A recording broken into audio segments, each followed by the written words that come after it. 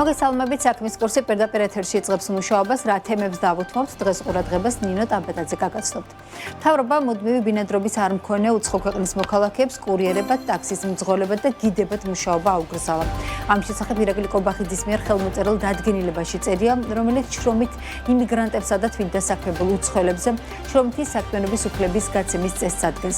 დადგენილების თანახმად საქართველოში მუდმივი ბინადრობის ნებართვის არ მქონე ნებისმიერ უცხოელს, რომელსაც სურს იმუშაოს კურიერად, მძღოლად ან სხვა ტიპის მომსახურების სფეროში ესაჭიროება შრომითი საქმიანობის უფლება.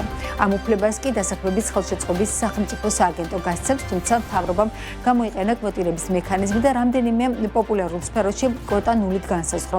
კერძოდ, შრომის უფლება არ გაიცემა საკურიერო მომსახურებაზე, მგზავრთა გადაყვანაზე და გიდების სერვისის გაწევაზე. ანუ ამ სექტორებში ნებართვის მოპოვება სამართლებრივად შეუძლებელი ხდება.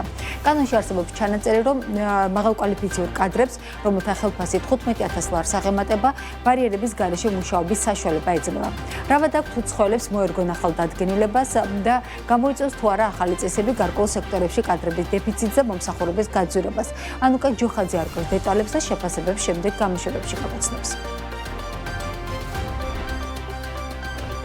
ქართველი მოგზაურების სანქცირებულ გემებზე დასაქმების კონტროლი მკაცრდება. საზღვაო ტრანსპორტის სააგენტოს უფროსის ბრძანებით ცვლილებები საკროინგო კომპანიების საქმიანობის წესში შევიდა. საკანონმდებლო ცვლილებების საფუძველზე საზღვაო ტრანსპორტის სააგენტოს უფლება ეძლევა საკროინგო კომპანიების მიერ წარდგენილი ინფორმაცია გემებისა და გემთმფლობელების შესახებ გადაამოწმოს გაეროს, ევროკავშირის, შეერთებული შტატებისა და დიდი ბრიტანეთის სანქციების სიებში.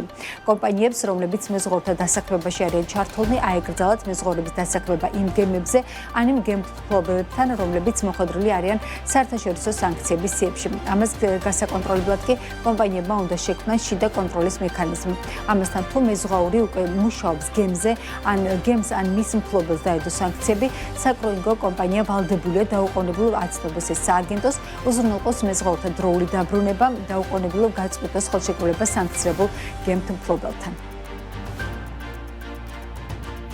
გაეროს, ევროკავშირის, ამერიკის შეერთებული შტატებისა და დიდი ბრიტანეთის მიერ დაწესებულ სანქციებთან შესაბამისობის უზრუნველყოფის მიზნით არ განახორციელოს მეზღვაურთა დასაქმება იმ გემზე ან გემთმფლობელთან, რომელიც შეყვანილია შესაბამის სანქციათა სიაში, ან რომლის მიმართაც ვრცელდება აღნიშნული სანქციათა რეჟიმი და აღნიშნულის უზრუნველსაყოფად ვალდებულია შეიმუშაოს და დანერგოს ეფექტიანი შიდა კონტროლის მექანიზმი. იმ შემთხვევაში, თუ მეზღვაურის დასაქმების პერიოდში გემზე ან გემთმფლობელზე გავრცელდება სანქციათა რეჟიმი, საკროინგო საქმიანობის განმახორციელებელი პირი ვალდებულია დაუყოვნებლივ აცნობს სააგენტოს, უზრუნველყოს მეზღვაურის დროული რეპატრიაცია და გემთმფლობელთან გაფორმებული ხელშეკრულების შეწყვეტა. სააგენტო უფლებამოსილია წინასწარი შეტყობინების გარეშე განახორციელოს დაუგეგმავი შემოწმება. თუ კი არსებობს გონივრული ეჭვი, რომ საკროინგო საქმიანობის განმახორციელებელი პირი არ ღვევს კანონმდებლობით გათვალისწინებულ მოთხოვნებს, ან გემთმფლობელთან გაფორმებული ხელშეკრულების ფარგლებში გემზე ან გემთმფლობელზე ვრცელდება სანქციათა რეჟიმი, ან ხარისხის მართვის სისტემაში დაფიქსირებული შეუსაბამობები პირდაპირ უკავშირდება მეზღვაურთა შერჩევისა და დასაქმების პროცესს.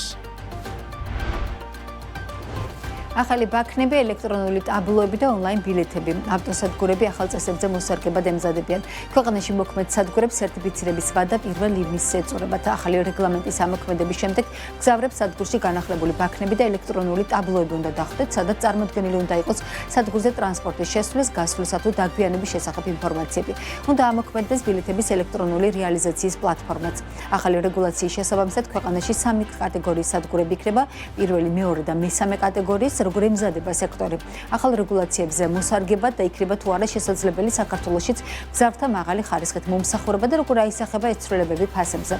თბილისის ცენტრალური ავტოსადგურის სამეთვალყურეო საბჭოს თავმჯდომარე გიორგი სულაძე იქნება ჩვენი სტუმარი 15 საათს და 30 წუთზე. საქართველოს დერეფანში ტრაილერების რაოდენობა ისევ შემცირდა. სახელმწიფო ხაზინის მონაცემებით 2026 წლის იანვარში გზათსარგებლობის გადასახადიდან ბიუჯეტში 10,976,000 ლარის შემოსავალი შევიდა, რაც წინა წლის ანალოგიურ პერიოდთან შედარებით 19%-ით, ანუ 2,6 მილიონი ლარით ნაკლებია. იმის გათვალისწინებით, რომ თითოეული ტრაილერი 350 ლარის გზათსარგებლობის გადასახადს იხდის, იანვარში შესაბამისად 31,300 ტრაილერმა გადაკვეთა საქართველო, რაც რომელსაც 7600-ით არის შემცირებული. ამასთან ტრაილერების გატარებით ბიუჯეტში მიღებული შემოსავალი მესამე წელია მცირდება. კერძოდ 2023 წელს ტრაილერების გატარებით ქვეყანამ 182 მილიონი ლარის შემოსავალი მიიღო, 2024 წელს ეს მაჩვენებელი 179 მილიონამდე, 2025 წელს კი 171 მილიონამდე შემცირდა. გასულ წელს საქართველოს გზებით 499,391-მა საერთაშორისო სატვირთო ავტომობილმა ისარგებლა, 2024 წელს ტრაილერების რაოდენობა 512,665 შედგენდა.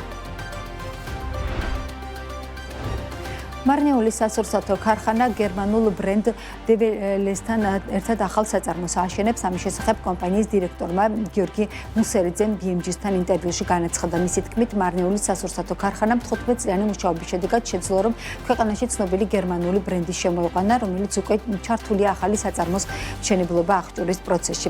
როგორც გიორგი მუსერიძემ განმარტა, ინვესტიციის ჯამური მოცულობა დაახლოებით 22 მილიონი ლარია, რომელიც ერთის მხრივ დეველისთან, ხოლო მეორეს მხრივ თავად მარნეულის სასურსათო ქარხანას შორის თანაბრად ნაწილდება.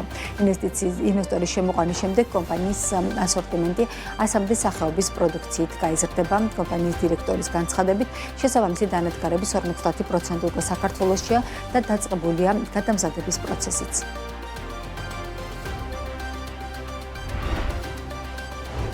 ამ და სხვა სიახლეებით ეთერში ერთ საათში ბრუნდებით, დაგველოდეთ.